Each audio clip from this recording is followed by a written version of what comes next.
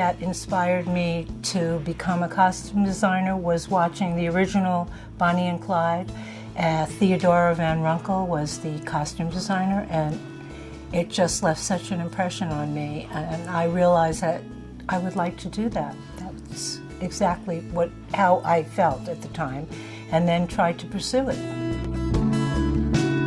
My first job was on a very funky little movie called Jekyll and Hyde Together Again. And they needed someone to do something, and I just got this opportunity to actually design for this show. It was wacky. And the writer, who was also the director, was the writer of Taxi with all these comedy shows, and this was just like an aardvark, really. It was a lot of fun and very hard work, and it was a great initiation for me. I do have favorite costumes, but it's costumes because the characters that I costumed or designed for were incredible. I was incredibly lucky to be able to get such vivid characters on the page. So I can't honestly say I just love doing the characterization and bringing it from script to screen. So I don't have a favorite. I really don't. Actually, the one favorite I do have, that's not true, they were films you probably never saw. They were my favorites. The films, you never know when something is going to take hold of the public. You just never know. You work, you do your job, you create the character off the page. Hopefully the writer of the script is that, interestingly enough, he should be into the characters he's writing about or she's writing about, and that helps you guide to what you're going to bring to life. And it's a very challenging but very rewarding, but you don't expect anything to be a hit. You don't go into this looking at anything like that. What you like to do is try to be authentic to the story. The first designer that took hold of me was Theodora Van Runkle in the original film Bonnie and Clyde, which oddly enough I wound up doing my first television piece, Bonnie and Clyde, because I really wanted to reimagine those characters and that particular genre.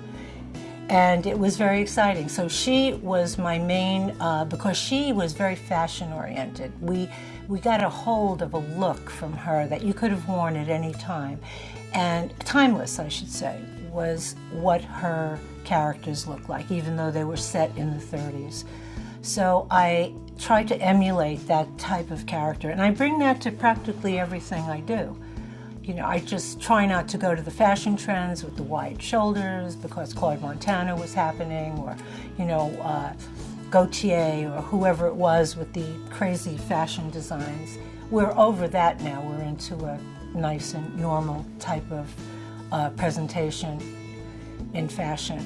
But I never went for those odd type of things. I tried to remain neutral in design of the character and get funky if I have to, show the living experience, show that there are people that go thrift store, shopping, and put themselves together, and you try to just be authentic. You try to be who that person is.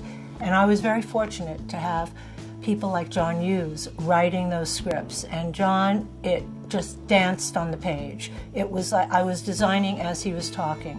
And the other thing that was very inspirational that I don't find with, and I haven't found with any other director, and I've done many films, what is the music. He would play music, and the music was from England at the time, and it was very hip, and we didn't have it here. But he had someone sending him, and we would go over a scene, and he'd play something of the music that he was into at the time for that scene, or that particular segment of the film. And it was magical. I never had anyone since ever creating the entire atmosphere, which was quite incredible, actually. It really was.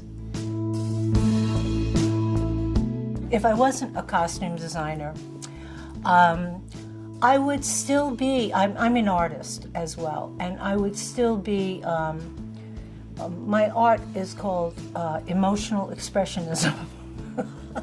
And it's kind of like, it's just feelings. And I would probably devote myself to art.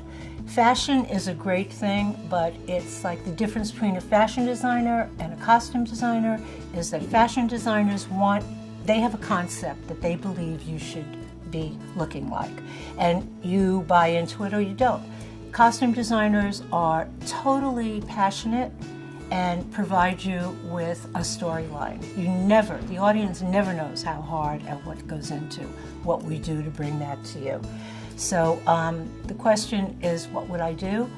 I probably would still do this because I need to get that point across. And I love doing it. I love creating characters. So I can't honestly say between painting and costume designing, I think I'd even do costume designing above that.